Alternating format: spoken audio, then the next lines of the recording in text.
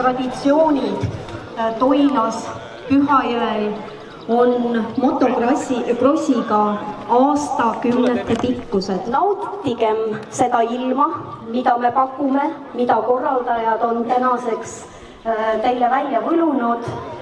Korraldustiim Martini juhtimisel on üliäge. Me täname, et mul anti korraks sõna üle, aga mul on üks ettepanek.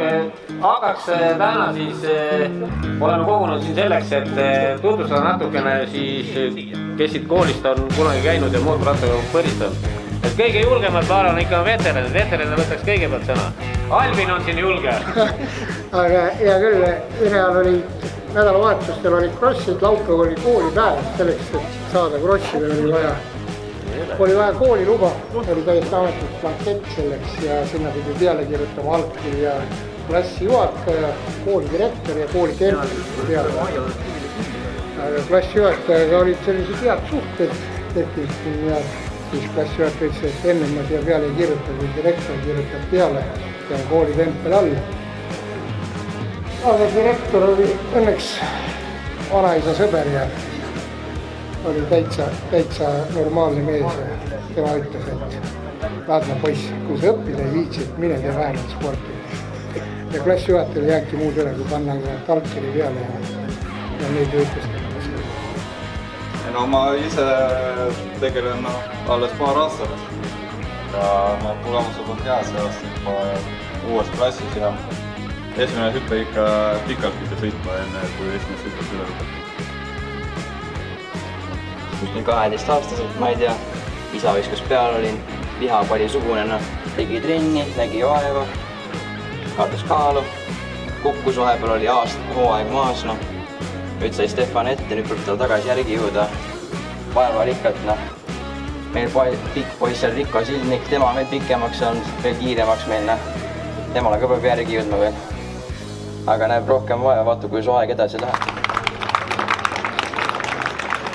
Esimene emotsioon, mis tuli Toila kooli ja motokrossiga meelde, oli see, et kunagi, ma arvan, ma olin põhikoolis äkki, oli meil niisugune hästi äge traditsioon, oli kolmapäevakud Pühajõel, kus siis käisid enamasti, ütleme, algklassidest kuni siis gümnaasiumini ja ka vanemad koos, siis motokrossi harjutamas, treenimas ja see oli täitsa väike stiisi laulupidu.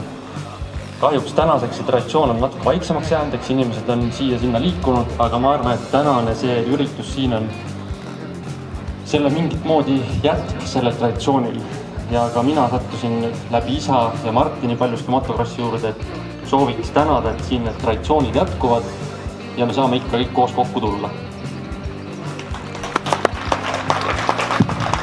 No huvitav on ja tuleb sõpradega koos sisse. Kooli ajal õpetajad ütlesid mulle, et ma räägiks vähem ja nüüd on vaja õppust võtta, nii et minu poolt on kõik.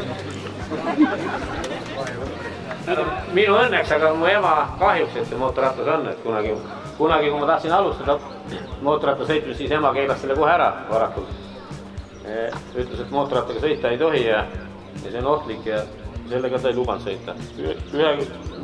Ainuke tingimus oli see, et võin autoga sõita. Ja ühe korra, kui Toila krossi ajal oli ka talvel autosõidus, siis ma ütlesin emale, et kuule tule vaata, et ma lähen autoga sõitma. ja see oli mu ainus viga, kui ma kutsusin ema kaasa võidusõidule. Peale seda mul ei lubatud sinna ka. Ja juba peaaegu siis hakkas see virvara läbi saama siin. Kõik jääme vanemaks ja kasvame suuremaks, siis järgmine number on jälle 90, nagu näete, siis hakkab uus põlvkond peale tulema, kes siis paar aastat on nüüd varjutanud ja nüüd oleme ka mõnele Eestikate etapil osalenud ja poodiumi kohas on, et see minu keskmine poeg siis, Oliver. Rainisega on sama lugu, et käivad nad ühes klassis Oliveriga ja eks see pisik natuke nakatud tundub nii, et 3. aasta meil läheb, et vaatame, kui kaugele poistel jaksu on ja tahtmist on. Kuidas tunne on, Ülo, kas sa said korda enda?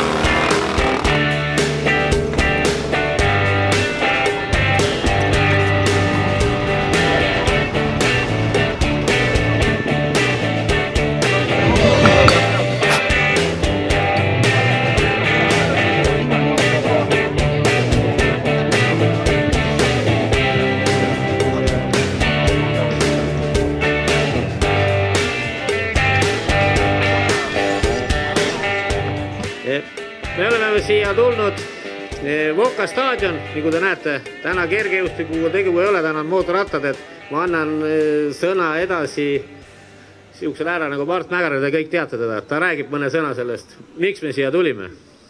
Kuna EPT süsteemis Eestis oli ka nagu motosport, motocross oli nagu Spartakiaadi ala või kuidas seda.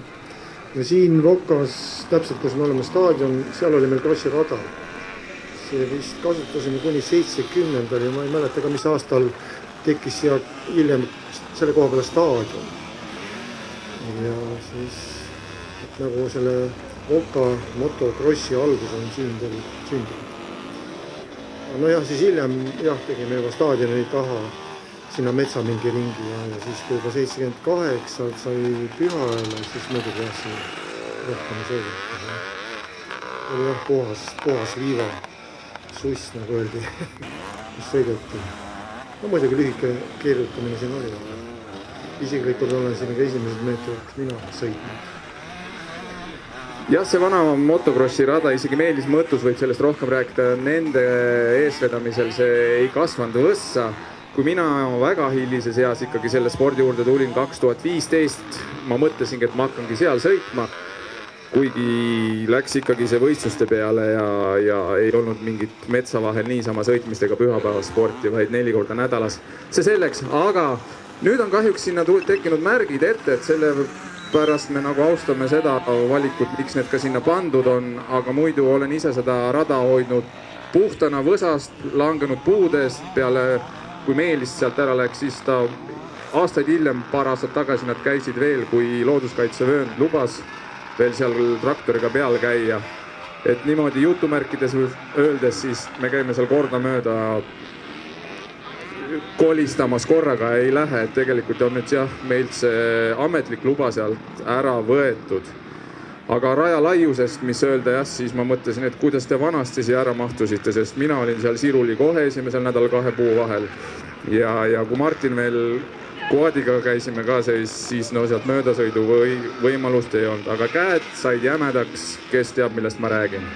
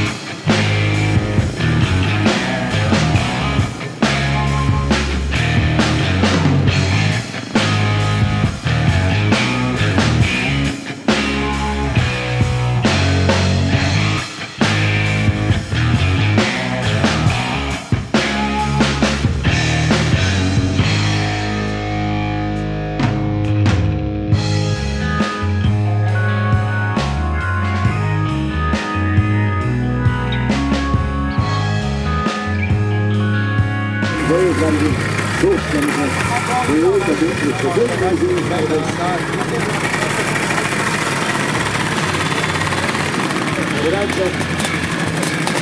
Selle kohta ütleb praegu Gunnar Hovelõi, et on kokkulepetega niimoodi, et nad teevad selle neljast kohast, et oli kurat, ei tohi öelda.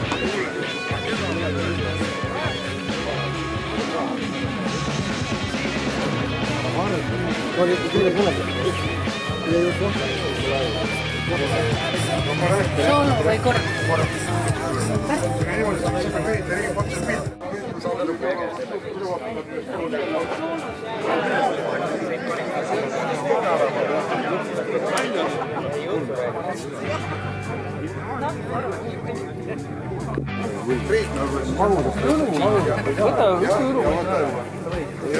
Miks?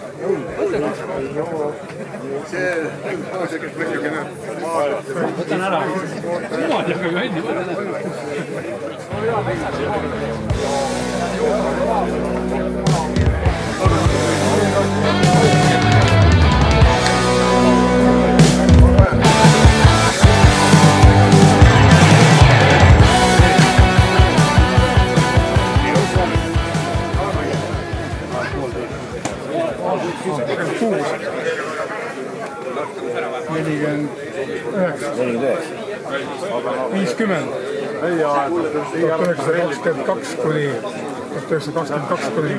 seal ongi sellised kordi mafioosnikud elavad. Tuletame meelde, et antud juhul ei ole täna mitte kõige olulisem see, et kui kiiresti see rada läbitakse ja mis seal kõik juhtuma hakkab, aga tähtis on nimelt see, et saab sõidetud ja saab korraks vaid tunda sedasama, mida kunagi radadele on tuntud ja kunagi tundma saadakse, sellepärast et ega see siklipisik on ju tegelikult niisugune, erinevalt igasugustest muudest pisikutest, mida on võimalik vedelike tablettidega ja ma ei tea millega veel ravida, siis see siklipisik on selline, mis ei ihust ega peast ei ole nõus lahkuma enne, kui teatav gaas pea kohal kinni lüüakse. Ja õnneks on see niimoodi sellepärast, et rahvusvahelisel eri, nagu me oleme rääkinud, ei ole vist teist ala, kus on nii palju tunnustust avaldatud ja kui palju on neid, kes tegelikult on noortest, on jäänud ei tea kuhu minemata, selle asemel tegelenud mootorspordiga ja on põhjust tulla täna siia ja üleüldse on põhjust millegi üle tõsiselt uhke olla.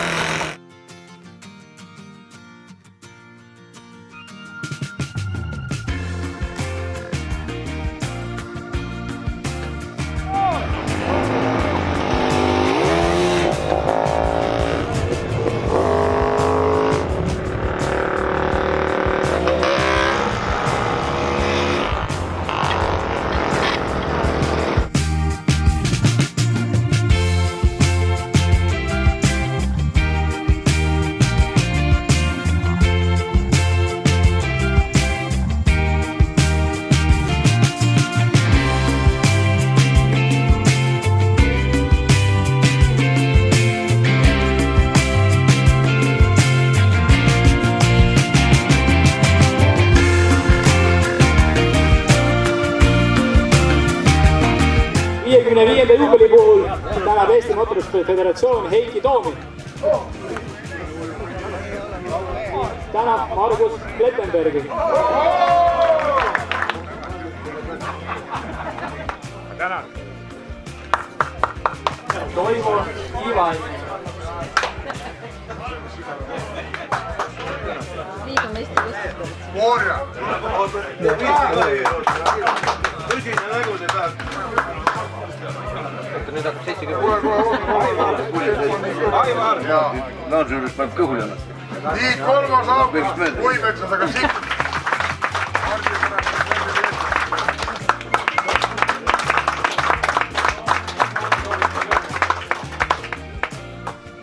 Võite mikrofoni kätte. Seda, et väga tore üritus ja hea mõnusõppu näha. Kuna Toilas räägib on ammu lõppenud juba nädal aega tagasi, aga mul ikkagi õnnestus asi ära teha ja suitsu räägib, nii kui alati oli siin 25-30 aastat tagasi. Palju õnne mehed!